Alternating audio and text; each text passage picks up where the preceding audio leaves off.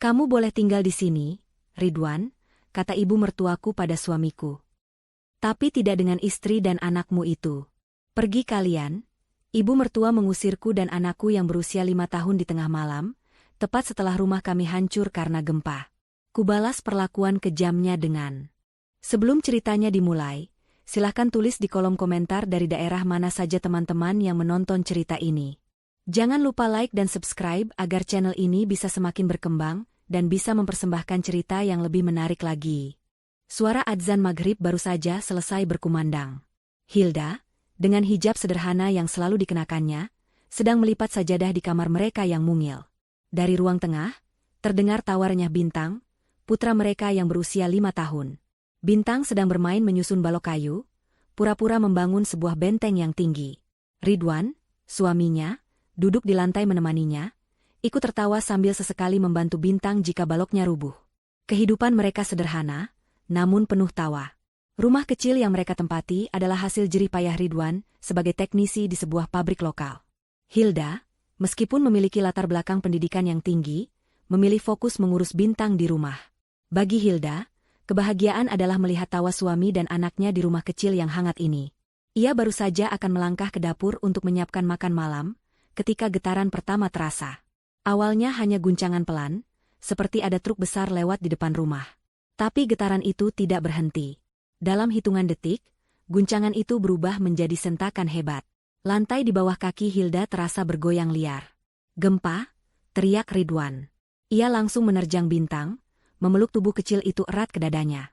Hilda terlempar ke dinding, hijabnya sedikit miring. Suara gemuruh kencang datang dari segala arah. Lemari piring di dapur ambruk, menimbulkan suara pecahan kaca yang memekakan telinga. Dinding rumah mereka mulai retak. Keluar, cepat keluar, seru Ridwan, berusaha berdiri sambil menggendong Bintang. Hilda merangkak ke arah pintu. Debu mulai memenuhi ruangan, membuat napas terasa sesak. Guncangan semakin kuat. Atap di atas mereka berderak ngeri. Rasanya seperti dunia akan kiamat. Ridwan berhasil mendorong pintu depan hingga terbuka. Ia mendorong Hilda keluar lebih dulu. Lari, Hilda, ke tempat terbuka. Hilda berlari sekuat tenaga ke halaman kecil di depan rumah. Bintang menangis kencang dalam pelukan Ridwan. Tepat ketika Ridwan melangkahkan kakinya melewati ambang pintu, guncangan terbesar datang. Tembok samping rumah mereka runtuh seketika. Disusul oleh atap yang ambruk ke dalam, menelan semua perabotan dan kenangan mereka. Hilda menjerit, ia jatuh terduduk di tanah yang masih bergoyang. Ridwan tersungkur di sebelahnya, tubuhnya melindungi Bintang dari serpihan material yang berterbangan. Kemudian, dalam beberapa detik yang terasa sangat panjang, guncangan itu mereda.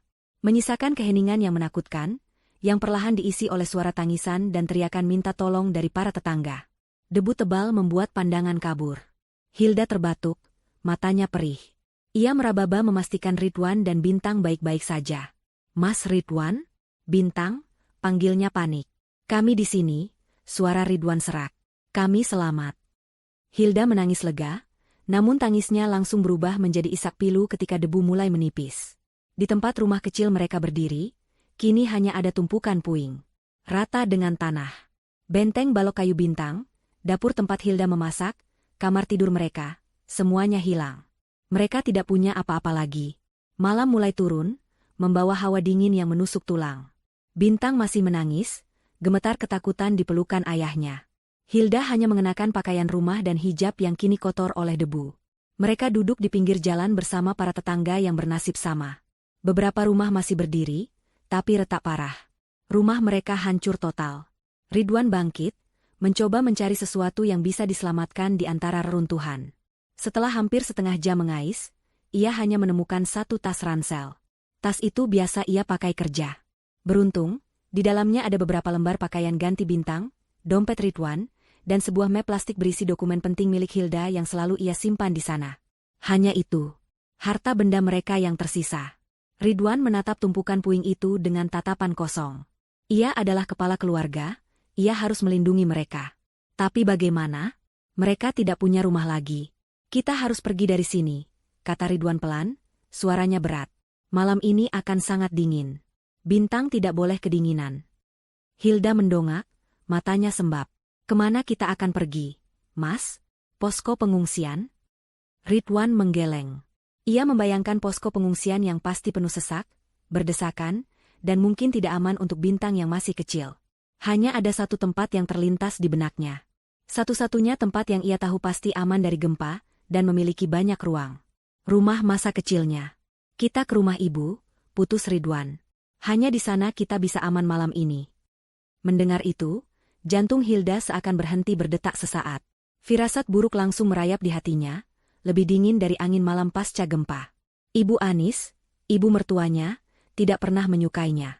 Sejak awal pernikahan mereka, Ibu Anis selalu menunjukkan sikap dingin. Mertuanya itu selalu menganggap Hilda, yang ia kira berasal dari keluarga biasa, tidak sepadan dengan Ridwan. Ibu Anis selalu membanding-bandingkan Hilda dengan Feni, istri Doni, kakak Ridwan. Feni yang berasal dari keluarga kaya, yang selalu memakai perhiasan mencolok, dan memberinya cucu laki-laki pertama, Haikal. Ibu Anis selalu memuja Doni dan Feni. Sementara Ridwan, yang memilih hidup mandiri di rumah kecil, dianggap sebagai anak yang gagal membanggakan. Dan Hilda adalah penyebabnya. Hilda teringat bagaimana Ibu Anis selalu mencibir pilihannya mengenakan hijab sederhana, menganggapnya kampungan. Ia ingat bagaimana mertuanya itu jarang sekali mau menggendong Bintang saat masih bayi, dengan alasan takut repot. Semua kenangan buruk itu berputar di kepala Hilda. Pergi ke rumah Ibu Anis terasa seperti melompat dari bencana alam ke bencana batin. Tapi ia melihat wajah Bintang yang pucat dan bibirnya yang mulai membiru karena kedinginan. Bintang butuh tempat hangat. Hilda tidak punya pilihan lain. Ia membetulkan letak hijabnya yang berdebu. Baik, Mas, jawab Hilda pelan. Kita ke rumah ibu. Ridwan meraih tangan istrinya, membantunya berdiri. Mereka bertiga, hanya dengan satu tas ransel, berjalan kaki di tengah kegelapan dan kehancuran, menuju rumah yang mereka harap bisa menjadi tempat berlindung. Perjalanan menuju rumah Ibu Anis terasa sangat jauh.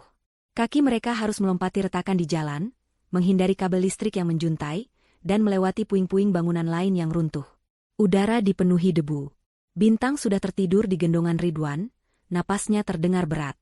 Hilda berjalan tertatih di samping suaminya, hatinya dipenuhi kecemasan. Semakin dekat mereka ke kompleks perumahan elit tempat Ibu Anis tinggal, semakin sedikit kerusakan yang mereka lihat. Daerah itu terletak di dataran yang lebih tinggi dan struktur tanahnya lebih stabil. Ketika mereka akhirnya tiba di depan gerbang besi yang tinggi menjulang, rumah Ibu Anis tampak berdiri kokoh, megah, dan tidak tersentuh bencana sedikitpun. Lampu tamannya bahkan masih menyala terang. Kontras yang menyakitkan dengan lingkungan mereka yang luluh lantak. Ridwan menekan bel. Hatinya juga berdebar. Ia tahu ibunya tidak menyukai Hilda, tapi ia tidak punya pilihan. Ini darurat. Bencana. Tentu ibunya akan mengerti. Setelah menunggu beberapa saat, pintu utama yang besar itu terbuka. Sosok Ibu Anis muncul, mengenakan daster mahal dan wajah yang tampak kesal karena tidurnya terganggu. Siapa malam-malam bek? Ridwan? Mata Ibu Anis membelalak kaget. Ada apa kamu kesini malam-malam? Kenapa kalian kotor sekali? Ibu Anis bahkan tidak melihat Bintang yang tertidur di gendongan Ridwan, atau Hilda yang berdiri di belakangnya dengan wajah pucat. Ibu, terjadi gempa, kata Ridwan, suaranya serak karena lelah dan debu. Rumah kami hancur, Bu, rata dengan tanah. Ibu Anis tertegun sejenak. Gempa? Di sini hanya bergoyang sedikit. Ibu kira cuma gempa biasa.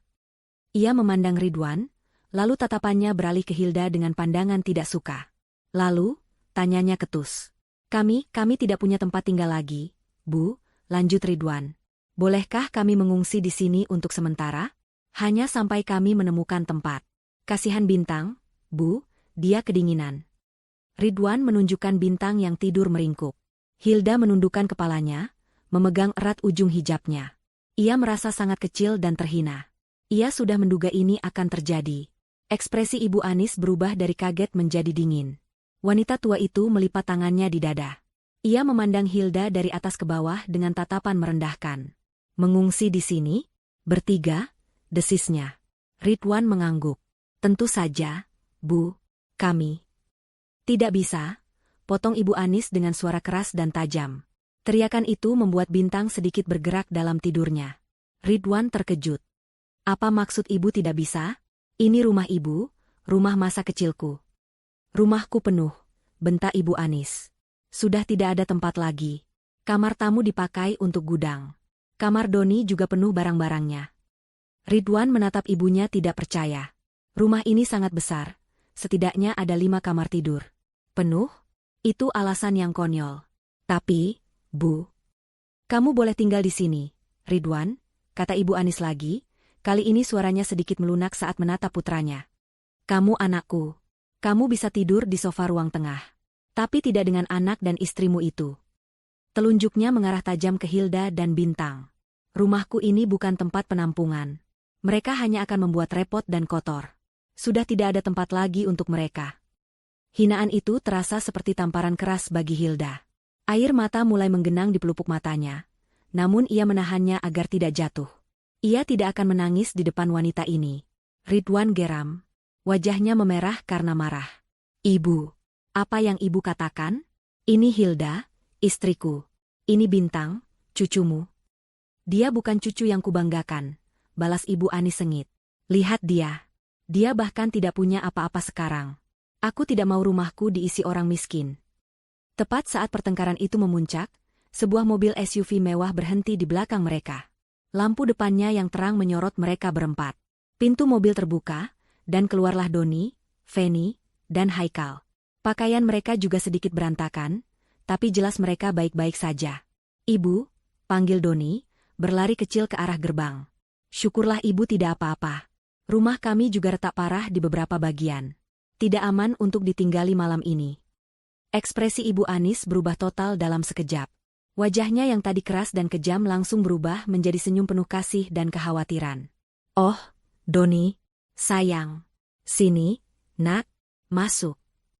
Ibu Anis buru-buru membuka gerbang lebih lebar, seolah lupa pada Ridwan dan keluarganya yang masih berdiri di luar. Ayo masuk. Bawa istrimu kemari. Ya ampun, Haikal. Sini sama nenek, cucu ibu tersayang. Ibu Anis langsung menghambur memeluk Haikal, menciuminya berkali-kali. Feni, istri Doni, melirik sinis ke arah Hilda. Ia tersenyum miring, senyum kemenangan. Ayo, Fen, masuk, kata Ibu Anis ramah. Masih ada banyak kamar kosong di atas. Kamar utama tamu kosong, bersih. Ada ruang bermain juga buat Haikal. Kalian bisa istirahat dengan tenang di sini. Ibu akan buatkan susu hangat. Dada Ridwan terasa sesak. Banyak kamar kosong, desisnya. Ia baru saja mendengar ibunya berkata rumahnya penuh. Ibu Anis menoleh, tampak kaget karena Ridwan masih di sana. Wajahnya kembali mengeras. Itu untuk Doni. Dia berbeda. Dia yang selama ini membantu ibu. Perlakuan tidak adil itu terlalu nyata, terlalu menyakitkan. Hilda akhirnya mengangkat wajahnya. Ia menatap lurus ke mata Ibu Anis. Air matanya sudah kering, digantikan oleh ketenangan yang dingin. Ia menarik pelan lengan baju Ridwan. Baik, kami mengerti, kata Hilda. Suaranya pelan, namun jelas dan tegas. Hanya 3 kata itu. Ibu Anis mendengus. Feni tertawa kecil. Doni hanya diam, tidak berani membela adiknya. Ridwan menatap ibunya dengan pandangan nanar, penuh kekecewaan yang mendalam. Ia tidak lagi melihat sosok ibu yang dulu membesarkannya.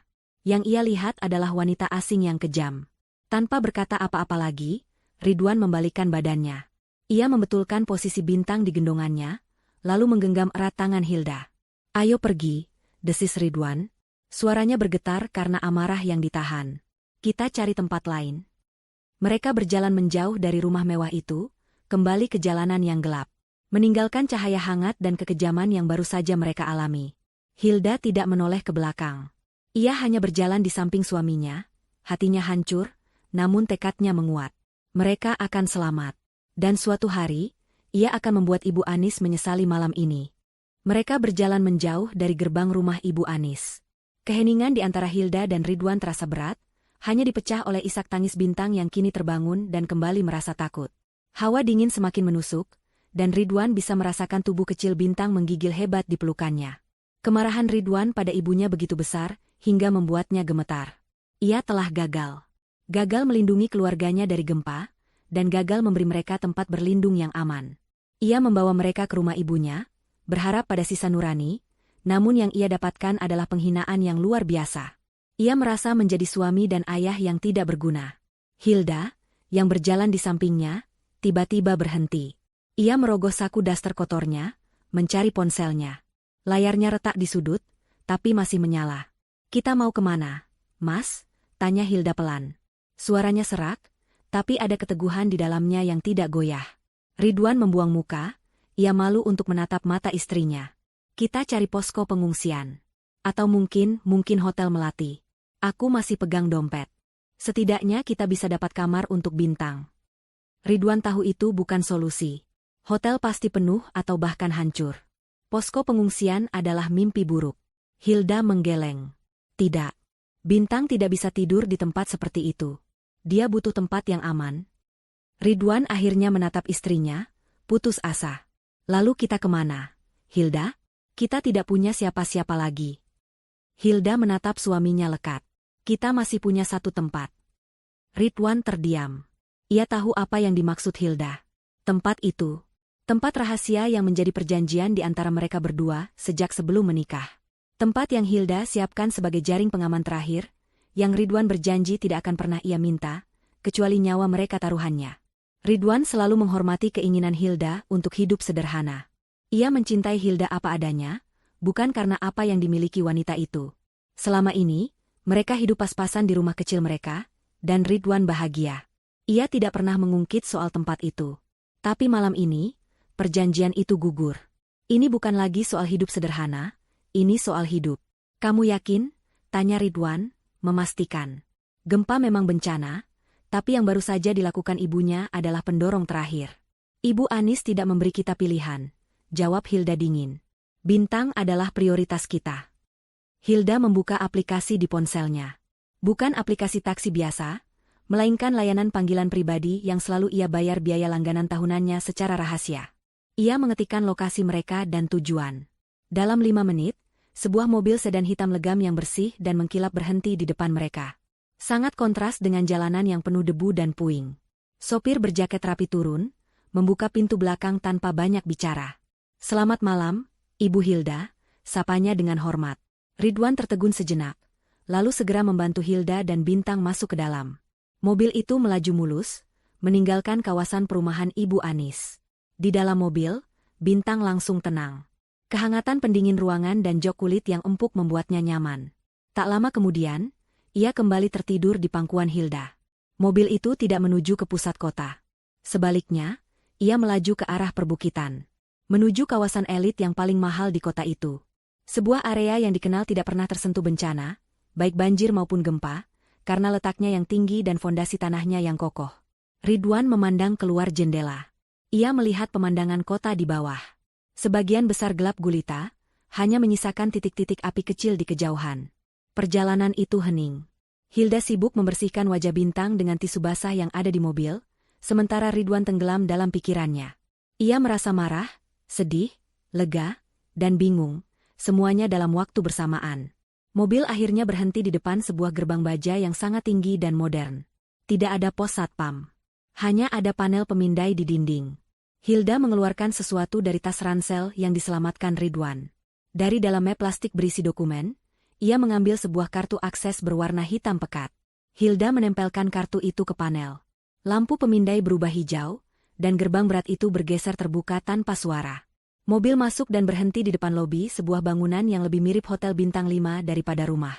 Bangunan itu modern, didominasi kaca dan batu alam. Lampu-lampu di taman dan di dalam rumah menyala secara otomatis saat mereka tiba, seolah menyambut kedatangan pemiliknya. Sopir itu kembali membukakan pintu. "Perlu saya tunggu, Ibu?" "Tidak perlu. Terima kasih, Pak," jawab Hilda. "Silakan kembali. Pastikan Bapak juga aman." Sopir itu mengangguk hormat, lalu kembali ke mobilnya dan pergi. Menyisakan Hilda, Ridwan, dan Bintang di depan pintu utama yang menjulang tinggi. Ridwan menelan ludah. Ia sudah tahu Hilda memiliki tempat ini, tapi ia belum pernah melihatnya secara langsung. Ini di luar bayangannya. "Ayo, Mas." Di luar dingin. Hilda menekan panel sidik jari di samping pintu. Pintu itu terbuka, menampakkan bagian dalam yang luar biasa. Ruangan itu luas, dengan langit-langit tinggi dan perabotan minimalis yang sangat mewah. Dinding kacanya menghadap langsung ke pemandangan kota yang berkelip di bawah. Semua bersih, seolah ada yang merawatnya setiap hari. "Tempat apa ini?" bisik Ridwan, meskipun ia tahu jawabannya. Hilda menatapnya, matanya memancarkan kesedihan. "Selamat datang di rumah, Mas. Maaf aku harus membawamu ke sini dengan cara seperti ini. Ridwan menggeleng. Ia menatap istrinya, wanita berhijab sederhana yang baru saja ditolaknya mentah-mentah oleh ibunya sendiri. Tidak, kata Ridwan. Aku yang minta maaf. Aku minta maaf karena sempat berpikir membawa kalian ke rumah ibu. Ridwan melangkah masuk, memeluk Hilda dan Bintang dengan erat. Mereka aman. Untuk malam ini, mereka aman. Hari pertama di villa itu terasa seperti mimpi. Setelah menutup pintu, Hilda langsung bertindak cepat. Ia tahu di mana letak semua saklar dan panel kontrol rumah pintar itu. Dalam sekejap, suhu ruangan menjadi hangat dan lampu-lampu lembut menerangi setiap sudut. Villa itu memiliki 4 kamar tidur utama, masing-masing dengan kamar mandi pribadi, sebuah dapur profesional yang lebih besar dari ruang tamu rumah mereka yang hancur, dan sebuah ruang keluarga dengan televisi layar datar raksasa. Bintang, yang terbangun karena suasana baru, matanya langsung berbinar. Wow, rumahnya besar sekali, Ibu, serunya, rasa takutnya tergantikan oleh rasa takjub. Ia langsung berlari di lantai marmer yang hangat. Hilda tersenyum tipis. Ia membawa Bintang ke salah satu kamar tidur. Membuka lemari besar yang ternyata sudah terisi penuh dengan pakaian. Ada pakaian anak-anak berbagai ukuran, semua baru dan masih berlabel. Ini kamar Bintang, kata Hilda. Ia mengambil piyama katun yang lembut dan pakaian dalam baru. Sekarang mandi air hangat dulu, ya. Sementara Bintang mandi dengan gembira di bak mandi besar, Hilda menyiapkan segelas susu hangat dan biskuit dari dapur. Dapur itu terisi penuh bahan makanan kering, kalengan, dan minuman di dalam kulkas 2 pintu yang besar. Semuanya diatur dan diisi ulang secara berkala oleh layanan manajemen properti. Ridwan hanya bisa berdiri mematung di ruang tengah. Ia membuka tas ransel mereka. Isinya hanya beberapa helai pakaian kotor, dompetnya, dan map dokumen Hilda. Semua kekayaan mereka di dunia. Lalu ia melihat sekelilingnya. Kekayaan yang tak terbayangkan ini ternyata juga milik mereka. Setelah Bintang tertidur pulas di kamar barunya, di atas kasur empuk dengan selimut bulu angsa, Hilda dan Ridwan akhirnya bisa duduk berdua. Mereka duduk di sofa kulit yang nyaman di ruang keluarga. Hilda menyalakan televisi. Seluruh saluran berita dipenuhi liputan mengerikan tentang gempa. Skala kerusakannya jauh lebih parah dari yang mereka bayangkan. Pusat kota lumpuh. Ratusan bangunan runtuh. Korban jiwa terus bertambah. Hilda dan Ridwan menonton dalam diam, hati mereka ikut berduka untuk kota mereka. Ridwan akhirnya memecah keheningan. Aku tahu kamu kaya, Hilda. Kamu sudah jujur sejak awal. Tapi aku tidak pernah membayangkan seperti ini. Hilda menatap suaminya. Ini bukan kekayaanku, Mas. Ini warisan. Hilda mulai bercerita. Kisah yang sudah lama ia simpan. Ia berasal dari keluarga yang sangat kaya, namun orang tuanya membencinya. Mereka hidup sederhana, mengajarkan Hilda untuk tidak pamer harta. Saat mereka meninggal dalam kecelakaan beberapa tahun lalu, mereka meninggalkan semuanya untuk Hilda. Sebuah perusahaan investasi, properti, dan saham. Hilda, yang saat itu masih muda, merasa terbebani. Ia melihat bagaimana orang-orang di sekitarnya tiba-tiba berubah. Teman-teman menjadi penjilat, saudara jauh tiba-tiba muncul. Mereka tidak melihat Hilda, mereka hanya melihat uangnya. Aku muak, Mas, bisik Hilda. Aku muak dicintai karena apa yang aku punya. Lalu aku bertemu kamu. Lanjutnya, matanya mulai berkaca-kaca. Kamu seorang teknisi sederhana. Kamu melihatku di perpustakaan, mentraktirku es teh di warung pinggir jalan. Kamu tidak peduli bajuku mahal atau tidak. Kamu melamarku dengan cincin perak sederhana. Kamu mencintaiku saat aku tidak punya apa-apa. Tapi kamu punya segalanya, potong Ridwan pelan. Aku memilikinya, tapi aku menyembunyikannya. Aku ingin hidup normal. Aku ingin anak kita, Bintang, tumbuh besar tanpa dimanja harta. Aku ingin dia tahu rasanya berjuang, sama seperti ayahnya. Rumah kecil kita itu adalah kebahagiaan nyataku. Ridwan meraih tangan istrinya. Aku juga bahagia, Hilda. Sangat bahagia. Aku tidak pernah menginginkan semua ini. Aku tahu, kata Hilda. Aku membangun villa ini sebagai benteng terakhir. Tempat pelarian jika terjadi sesuatu yang di luar kendali. Aku mempekerjakan firma manajemen aset untuk mengurus semuanya secara diam-diam. Dan gempa ini adalah keadaan di luar kendali itu. Mereka terdiam lagi. Tiba-tiba, ponsel Hilda yang sedang diisi dayanya di meja berdering. Bukan ponsel retak yang biasa ia pakai, tapi ponsel kedua. Sebuah gawai canggih dan tipis yang tersembunyi di dalam map dokumennya. Ponsel satelit. Hilda mengangkatnya. Halo, sapanya. Suaranya berubah. Tidak ada lagi kelembutan seorang ibu, yang ada adalah nada tegas seorang pimpinan. Iya, Pak Surya. Saya aman. Bagaimana situasinya? Ridwan memperhatikan istrinya. Hilda mendengarkan dengan saksama, wajahnya serius. Saya mengerti, kata Hilda setelah jeda panjang. Pasar saham pasti kacau. Hilda mendengarkan lagi. Alisnya sedikit terangkat. Perusahaan apa yang paling terdampak? Ada jeda. PT Jaya Mandiri, perusahaan konstruksi milik keluarga Doni. Ridwan langsung menegakkan duduknya. Ia mendengar nama kakaknya disebut. Hilda melanjutkan, dan jaminannya apa? Hilda mendengarkan, matanya menyipit. Seluruh aset pribadi direksi, termasuk properti di Bukit Indah atas nama Ibu Anis. Hilda terdiam sejenak. Ridwan bisa melihat roda gigi berputar di kepala istrinya. Wanita yang beberapa jam lalu menangis dalam diam karena dihina, kini terlihat berbeda. Ada kilat tajam di matanya. Pak Surya, kata Hilda dengan suara yang tenang namun mematikan. Saya mau Bapak lakukan sesuatu. Gunakan dana darurat kita. Borong semua saham PT Jaya Mandiri yang jatuh. Beli semua utang mereka dari bank yang memegang jaminan itu. Tapi, Bu Hilda, terdengar suara samar dari telepon, perusahaan itu sudah bangkrut. Itu investasi buruk. Saya tidak sedang berinvestasi, potong Hilda. Saya sedang mengambil alih. Pastikan semua dokumen akuisisi selesai dalam 3 hari. Saya mau rumah itu, kata Hilda. Saya mau perusahaan itu. Saya mau semuanya. Laksanakan. Hilda menutup telepon. Ia menoleh ke Ridwan yang menatapnya dengan mulut sedikit terbuka. Ini adalah hari pertama. 3 hari, pikir Hilda. 3 hari lagi, kubuat mereka menyesali semuanya. Pagi hari pertama setelah gempa, matahari terbit di rumah Ibu Anis dengan cara yang biasa. Sinarnya yang hangat menembus jendela-jendela besar, menerangi ruang makan mewah tempat Ibu Anis sedang sibuk. Berbeda dengan malam sebelumnya yang tegang, pagi ini ia merasa lega. Putranya yang sukses, Doni, dan cucu kesayangannya, Haikal, ada bersamanya. Ia merasa aman dan superior. Ia sudah menyiapkan sarapan besar. Ada nasi goreng spesial, sosis panggang, telur mata sapi, dan jus jeruk segar. Aroma kopi mahal menguar di udara. Ia sama sekali tidak memikirkan Ridwan, Hilda, atau Bintang. Baginya, mereka sudah dihapus dari hidupnya. Ayo, Doni, Feni, Haikal. Sarapan sudah siap, panggil Ibu Anis dengan suara riang. Doni turun dari kamar tamu utama, diikuti Feni yang mengenakan piyama sutra. Haikal berlari-lari kecil, langsung melompat ke pelukan neneknya. Wah, enaknya. Nenek memang paling sayang sama Haikal, kata Feni, sambil duduk dan mengambil sepotong sosis. Ia melirik sinis ke arah Doni. Aku kasihan sekali sama si Ridwan. Pagi-pagi begini mereka makan apa, ya? Pasti antre nasi bungkus di posko pengungsian. Feni tertawa kecil. Ibu Anis yang sedang menuang susu untuk Haikal ikut tersenyum miring. Itulah nasib mereka, Fen, sahut Ibu Anis. Sudah miskin, sombong pula. Si Hilda itu, pakai hijab tapi hatinya pasti busuk. Berani-beraninya dia mau menumpang di rumahku.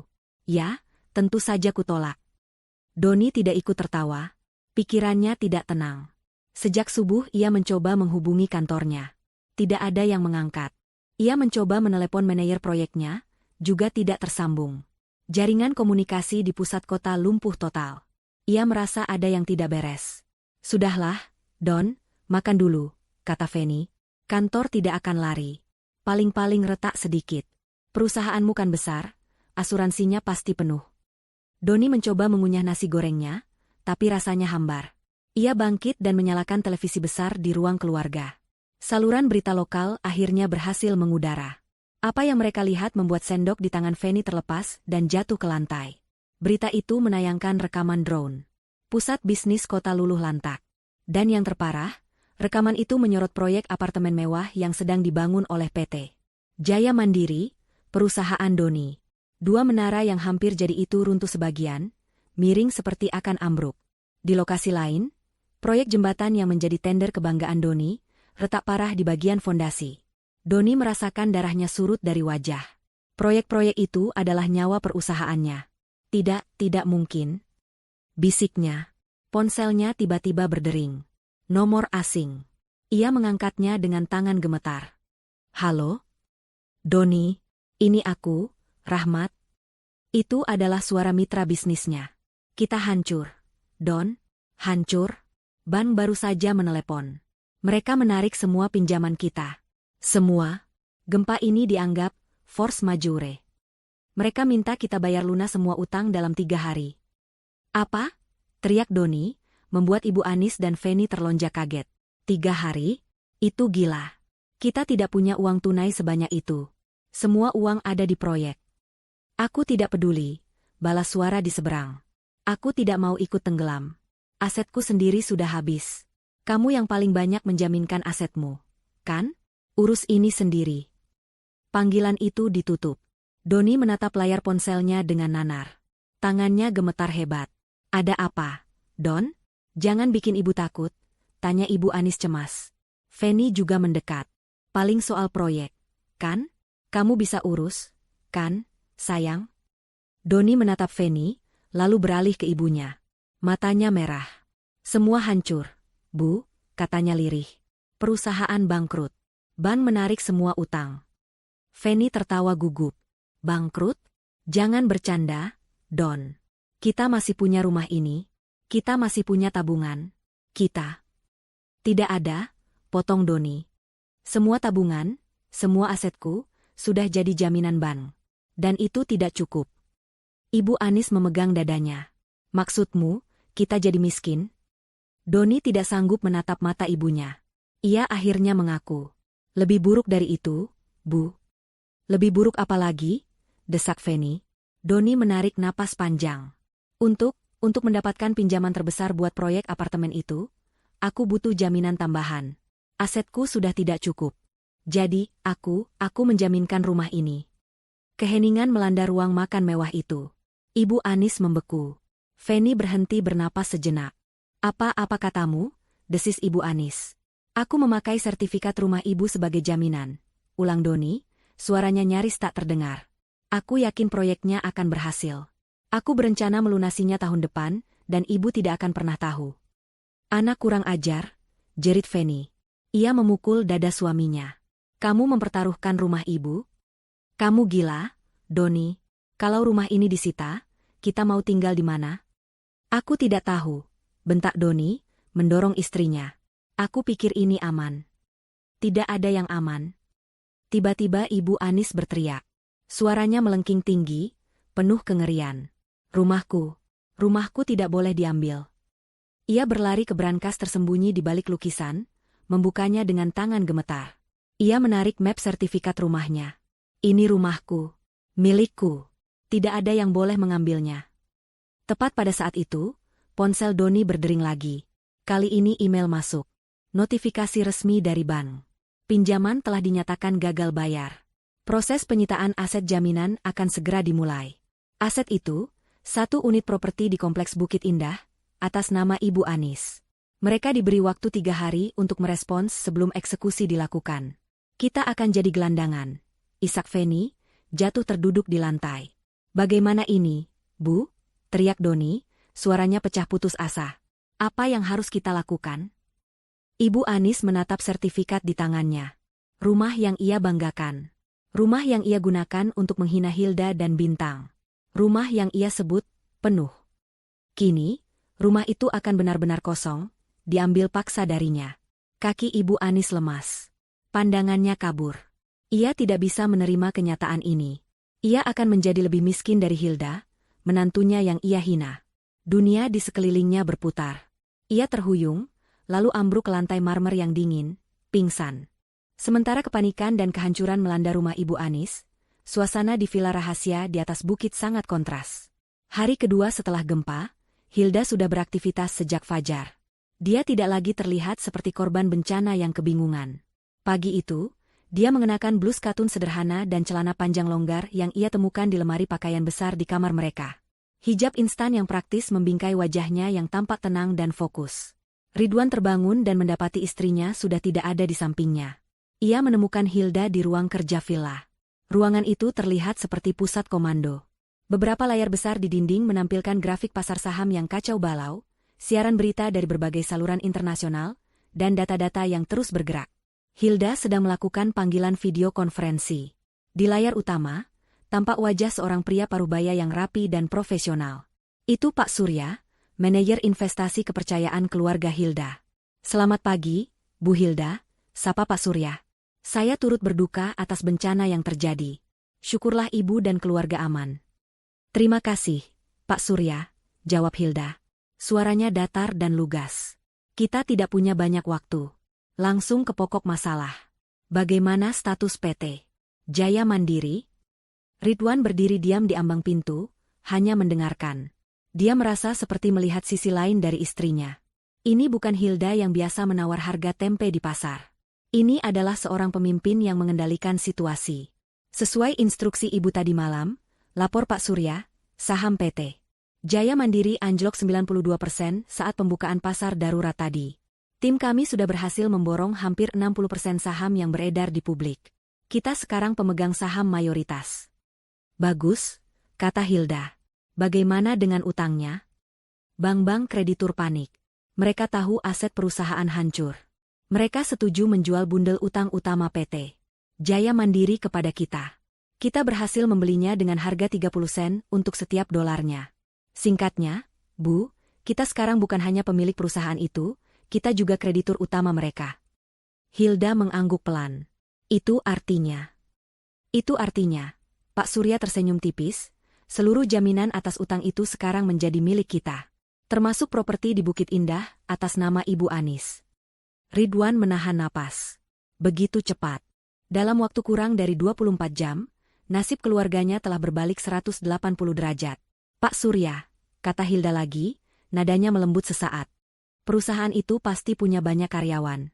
Saya tidak mau mereka ikut jadi korban karena keserakahan pemiliknya. Pastikan dana talangan siap. Gaji seluruh karyawan kecil dan staf operasional harus dibayar penuh, bulan ini juga. Utamakan mereka. Ridwan tersenyum bangga. Di tengah amarah dan kekuasaannya, Hilda tidak kehilangan hatinya. Baik, Bu, akan segera kami laksanakan, kata Pak Surya, rasa hormatnya pada klien mudanya itu semakin besar. Selanjutnya, Bu. Selanjutnya, mata Hilda kembali menajam. Saya mau Bapak bekukan semua aset pribadi atas nama Doni dan Feni. Saya tahu mereka pasti punya rekening tersembunyi. Lacak semuanya. Tapi jangan lakukan atas nama saya atau perusahaan kita. Gunakan perusahaan cangkang kita di Singapura. Biarkan mereka merasa diserang dari semua sisi. Biarkan mereka tidak tahu siapa musuh mereka. Dimengerti, Bu. Kami akan mulai proses audit dan pembekuan asetnya. Satu hal lagi, tambah Hilda. Saya akan bertemu mereka besok. Di hari ketiga. Siapkan tim legal.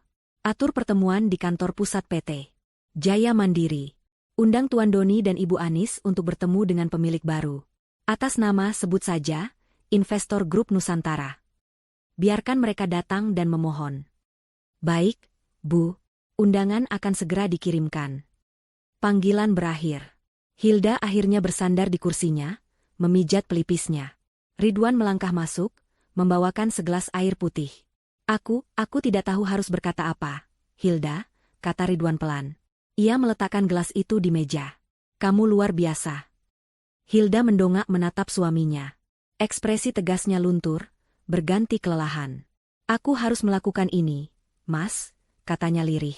Tadi malam, saat Ibu Anis meneriakkan kata, penuh, di depan wajah kita, di depan bintang yang kedinginan aku bersumpah. Aku bersumpah tidak akan pernah membiarkan keluarga kita direndahkan seperti itu lagi. Aku tahu, Ridwan berlutut di samping kursi Hilda, menggenggam tangannya. Aku merasa tidak berguna. Seharusnya aku yang melindungi kalian. Kamu sudah melindungi kami, Mas, kata Hilda tegas. Kamu melindungiku dari kemiskinan hati. Kamu memberiku cinta yang tulus. Kamu memberiku bintang. Itu lebih berharga dari semua uang ini. Uang ini hanya alat, lanjut Hilda. Selama ini aku menyimpannya. Tapi sekarang, alat ini akan kugunakan. Untuk membangun kembali, dan untuk memberi pelajaran. Tiba-tiba, terdengar tawa dari luar ruang kerja. Mereka berdua menoleh. Bintang berlari kecil di koridor. Ia sudah mandi, memakai pakaian baru yang nyaman. Ia menemukan ruang bermain yang tersembunyi di dalam villa, penuh dengan mainan-mainan mahal yang belum pernah ia lihat. Ayah, ibu, lihat, Bintang dapat robot besar. Serunya gembira, memamerkan mainan barunya. Rasa takutnya akan gempa dan penghinaan tadi malam sudah hilang, tergantikan oleh kebahagiaan murni seorang anak kecil. Ridwan dan Hilda saling berpandangan. Inilah alasan mereka melakukan semua ini. Untuk tawa Bintang. Untuk masa depan mereka. Hilda berdiri. Hari kedua masih panjang. Masih banyak yang harus ia siapkan. Pertemuan besok akan menjadi puncaknya. Sisa hari pertama dan sepanjang hari kedua di rumah Ibu Anis berlalu seperti dalam mimpi buruk yang panjang. Setelah Ibu Anis pingsan, Doni dan Feni dengan panik berhasil menyadarkannya. Tetapi kesadaran hanya membawa kembali kengerian itu. Ibu Anis tidak lagi berteriak. Ia hanya duduk diam di sofa bludrunya yang mahal, memeluk map berisi sertifikat rumahnya. Ia memandangi sertifikat itu seolah benda itu adalah jimat yang bisa membatalkan malapetaka. Matanya kosong. Sesekali ia bergumam sendiri, "Rumahku, ini rumahku." Feni, setelah histeris dan menyalahkan Doni selama 1 jam penuh, akhirnya kelelahan. Ia menangis di sudut ruangan, membayangkan semua tas bermerek dan perhiasannya akan disita. Ia membayangkan hidup di kontrakan sempit. Ia membayangkan menjadi miskin seperti Hilda, dan bayangan itu membuatnya semakin mual. Haikal, putra mereka, merasakan ketegangan itu. Ia tidak lagi ceria. Ia hanya duduk diam di dekat ibunya, bingung dan takut melihat keluarganya hancur. Doni adalah yang paling kacau. Wajah sombong dan percaya dirinya telah lenyap, digantikan oleh keputusasaan seorang pria yang kalah. Ia menghabiskan sepanjang hari kedua dengan ponsel menempel di telinga. Ia menelepon setiap orang yang ia kenal. Rekan bisnis, teman-teman sosialitanya, bahkan beberapa pejabat yang pernah ia suap untuk memenangkan tender. Hasilnya sama. Nihil. Berita tentang runtuhnya PT Jaya Mandiri sudah tersebar seperti api. Tidak ada yang mau berurusan dengannya. Namanya sudah tercoret. Lebih buruk lagi, saat ia mencoba mengakses rekening pribadinya dan rekening Feni, semuanya dibekukan. Akses ditolak. Silakan hubungi bank Anda. Ia menelepon bank, tetapi mereka hanya memberinya jawaban birokrasi yang berbelit-belit. Mereka bilang ada audit mendadak terkait aktivitas mencurigakan dari kreditur di Singapura. Doni tidak mengerti. Singapura? Sejak kapan ia punya urusan dengan investor Singapura? Ia merasa seperti sedang dijepit dari segala arah, oleh musuh yang tidak terlihat. Sudah tidak ada harapan, Don? Tanya Feni lirih, suaranya parau karena menangis. Doni melempar ponselnya ke sofa. Semua membuangku. Semua? Mereka lupa siapa yang membayar minuman mereka selama ini. Ini semua salahmu, jerit Feni lagi, tenaganya kembali. Kalau saja kamu tidak serakah. Kalau saja kamu tidak menjaminkan rumah ibu. Diam, Feni, bentak Doni. Menyalahkanku tidak akan mengembalikan uang kita. Pertengkaran mereka terhenti ketika sebuah email masuk ke laptop Doni. Email itu adalah satu-satunya notifikasi yang berhasil lolos dari pembekuan. Pengirimnya adalah Divisi Restrukturisasi Aset, Investor Grup Nusantara. Jantung Doni berdebar kencang. Ia membaca email itu dengan napas tertahan.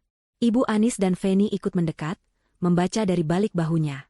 Email itu singkat dan formal. Isinya memberitahukan bahwa seluruh bundel utang PT Jaya Mandiri, termasuk semua jaminan yang terkait, telah diakuisisi penuh oleh investor grup Nusantara. Kabar ini membuat mereka lemas. Habis sudah. Utang mereka kini dimiliki oleh entitas baru yang misterius. Tapi kemudian mereka membaca kalimat berikutnya.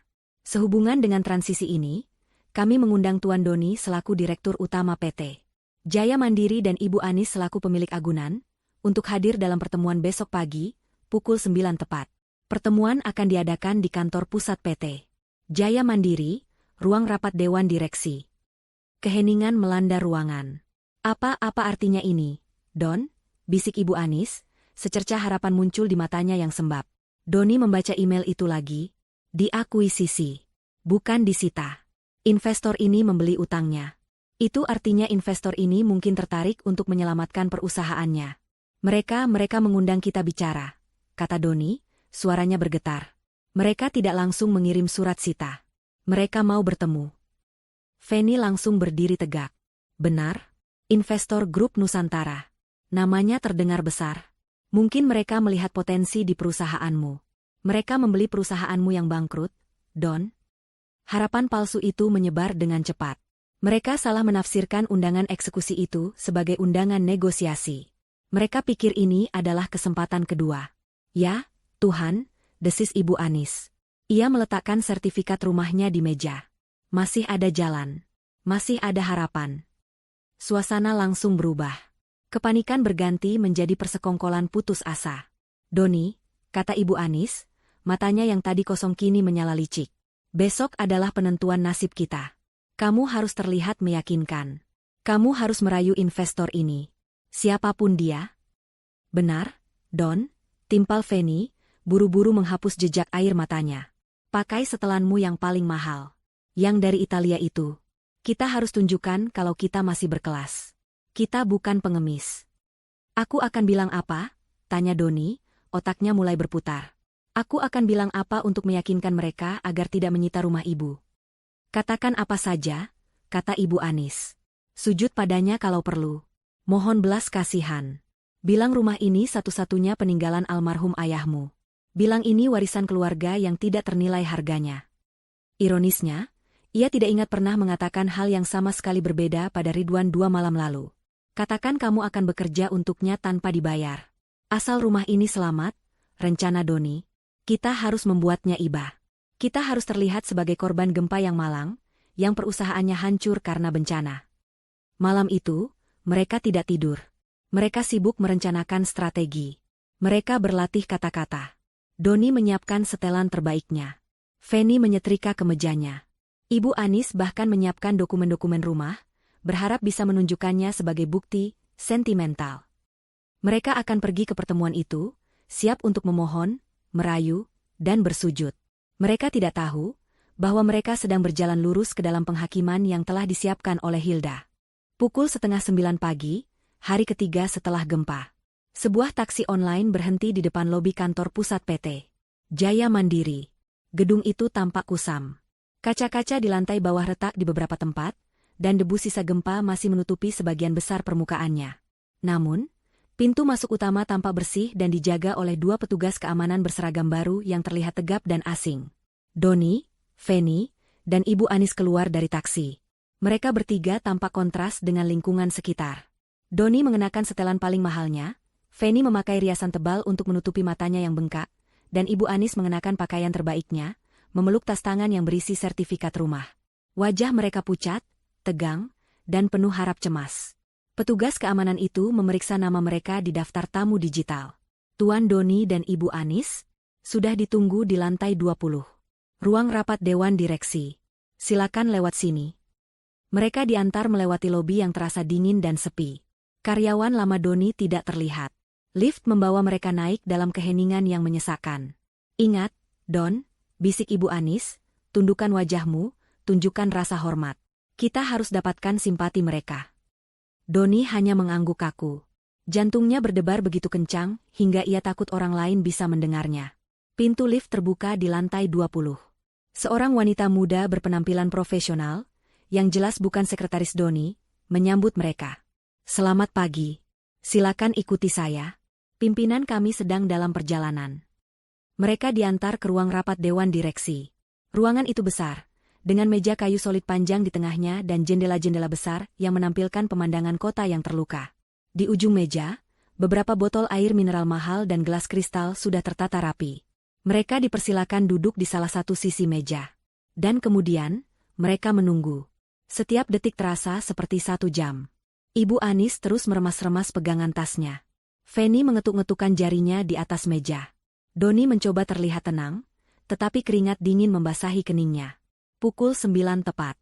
Terdengar suara langkah kaki teratur di koridor luar. Pintu ruang rapat yang tinggi itu terbuka lebar. Doni, Ibu Anis, dan Fanny serentak berdiri.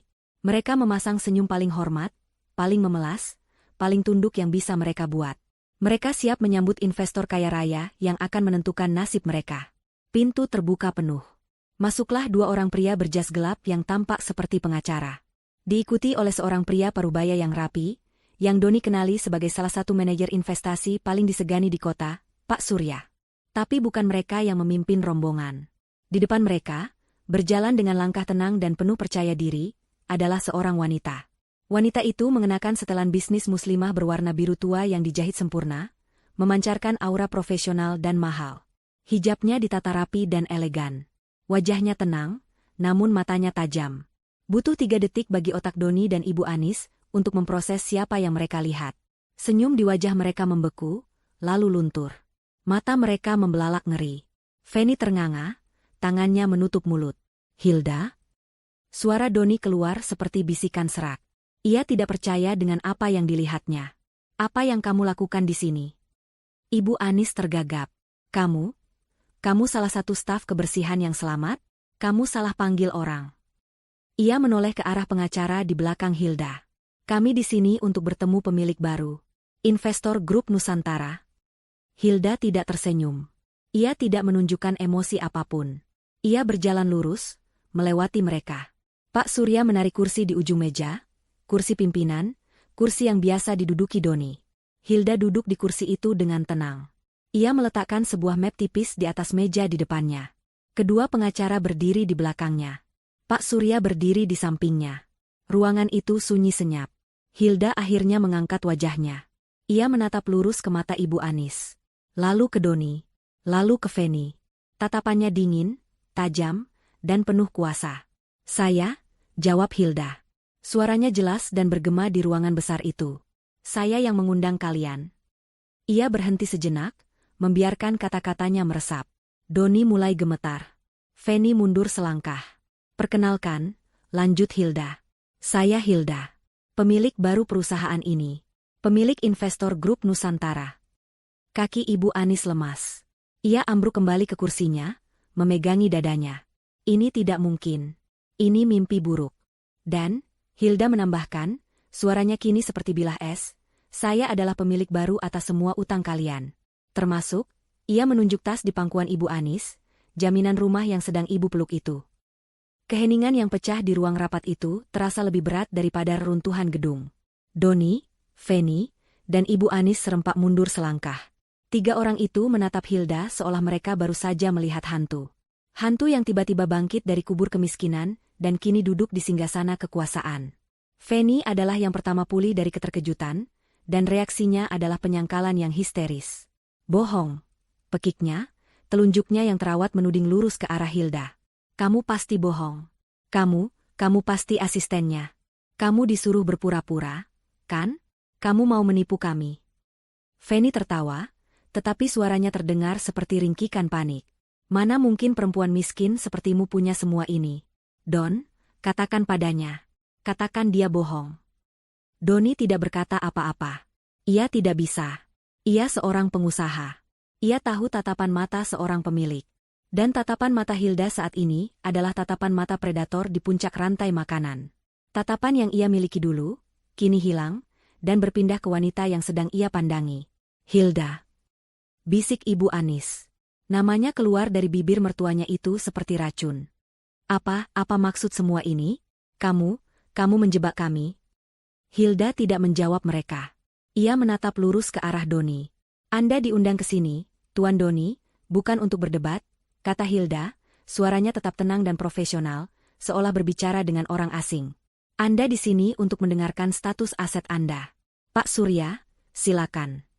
Pak Surya melangkah maju sedikit, memegang tablet digital. Ia berdehem.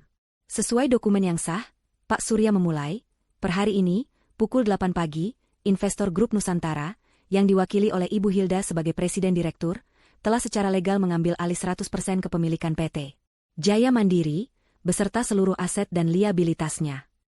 Pak Surya menggulir layarnya. "Liabilitas ini," lanjutnya, "mencakup pinjaman sindikasi sebesar jumlahnya sangat besar yang dijamin secara pribadi oleh Anda, Tuan Doni." Pak Surya menatap Doni. "Itu artinya, seluruh rekening pribadi Anda, rekening istri Anda, Feni, semua saham di perusahaan lain, 2 mobil mewah Anda, dan sebuah apartemen di Singapura, kini statusnya dibekukan dan akan disita untuk menutupi kerugian perusahaan yang Anda sebabkan." Feni terkesiap. Ia memegangi lehernya seolah kehabisan napas. Semua hilang. Dan, Pak Surya melanjutkan tanpa jeda, "Jaminan utang terbesar adalah properti di Bukit Indah atas nama Ibu Anis. Properti itu juga, secara hukum, kini menjadi milik penuh investor grup Nusantara. Tidak, jerit Ibu Anis. Ia melompat dari kursinya. Ia berlari ke arah meja, membanting tasnya. Ia mengeluarkan map sertifikat rumahnya yang sudah lecek. Ini rumahku. Aku tidak pernah menjualnya. Ini sertifikatnya. Atas namaku, Anis. Pengacara Hilda yang sedari tadi diam, melangkah maju. Ibu Anis, katanya dengan suara datar, sertifikat itu sudah tidak berlaku. Tanda tangan ibu ada di dokumen penjaminan utang yang ditandatangani putra ibu. Saat putra ibu gagal bayar, dan kami membeli utang itu, jaminan itu jatuh ke tangan kami. Rumah itu bukan lagi milik ibu. Ibu Anis memandang sertifikat di tangannya, lalu memandang pengacara itu. Ia tidak mengerti bahasa hukum. Ia hanya mengerti satu hal. Rumahnya hilang. Doni, raungnya, berbalik menghadap putranya. Kamu bilang ini aman. Kamu bilang ini hanya sementara. Kamu membunuh ibumu, Doni. Ia memukuli dada Doni dengan membabi buta. Doni hanya diam menerima pukulan ibunya. Matanya menatap kosong ke lantai. Ia hancur. Dalam 3 hari, ia berubah dari seorang taipan menjadi gelandangan. Feni, melihat suaminya yang sudah kalah, segera mengubah taktik. Ia tahu satu-satunya orang yang berkuasa di ruangan ini adalah Hilda. Ia merapikan rambutnya, berjalan pelan ke arah Hilda, dan memasang senyum paling manis yang ia bisa. Hilda sayang, katanya dengan suara yang dibuat-buat lembut. Aku tidak menyangka, kamu hebat sekali. Sungguh, aku selalu tahu ada sesuatu yang istimewa darimu. Hilda hanya menatapnya tanpa ekspresi. Feni melanjutkan, lihat ini semua pasti salah paham. Kamu kan adik iparku. Kita keluarga, kan? Ridwan ya, di mana Ridwan? Dia pasti senang sekali dengan semua ini. Kita bisa selesaikan ini baik-baik.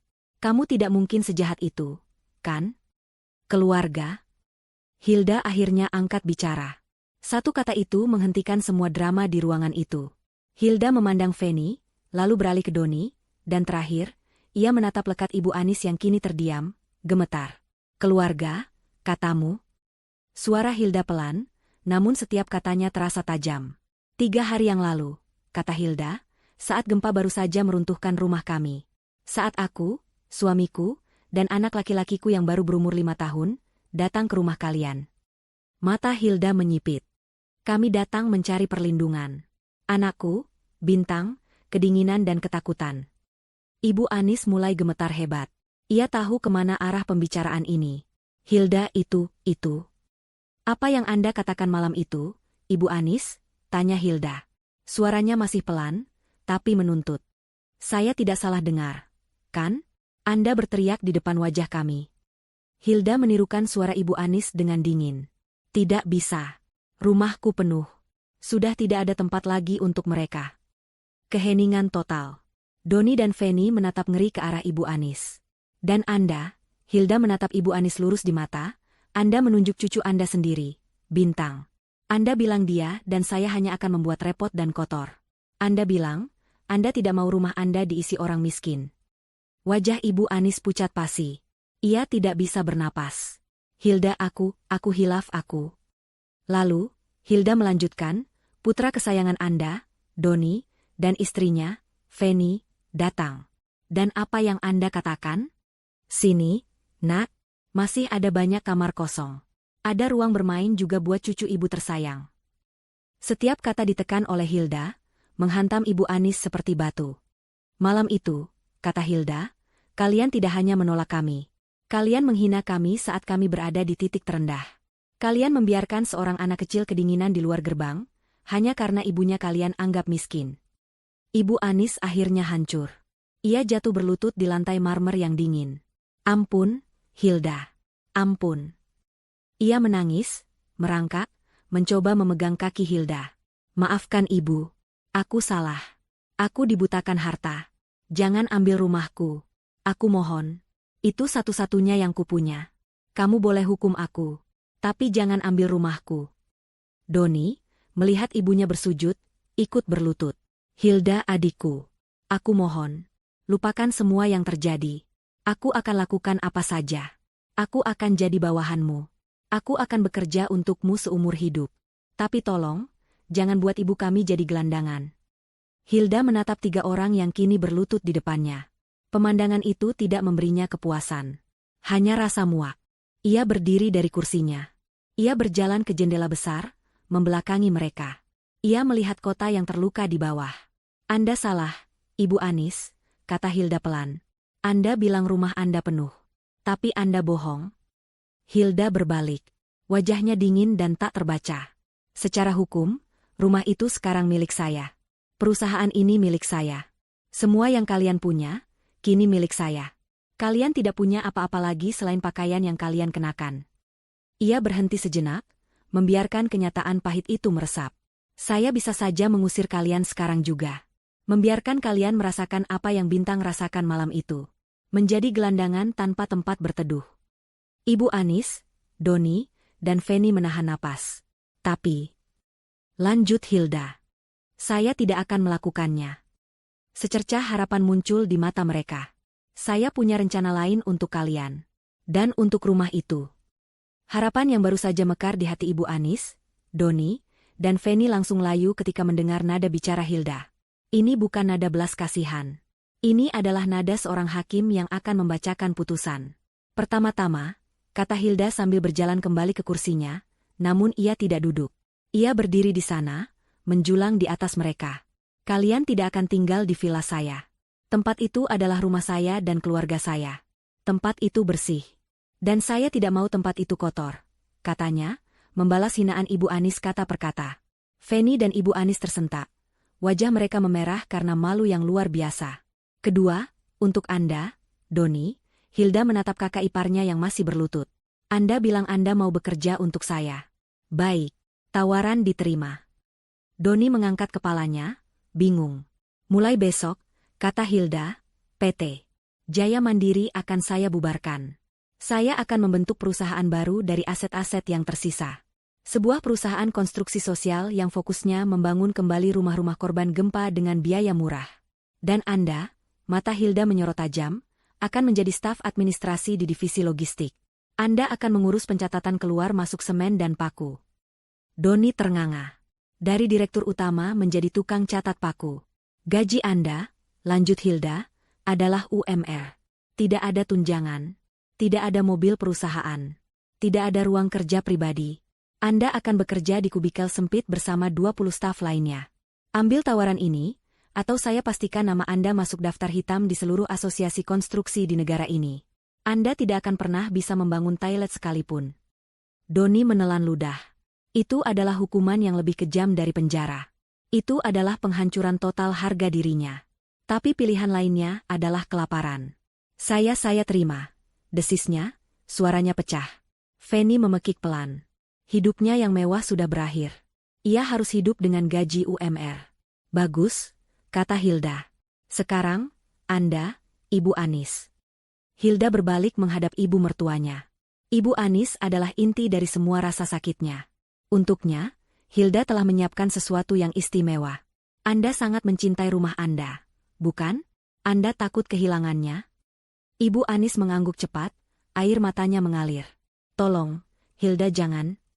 Saya tidak akan mengambil rumah itu dari Anda, kata Hilda. Ibu Anis terbelalak. Maksudku? Saya tidak akan menjualnya, lanjut Hilda. Saya akan merenovasinya. Saya akan mengubahnya. Hilda berhenti sejenak. Ibu bilang rumah ibu penuh, kan? Sekarang, saya akan membuatnya benar-benar penuh.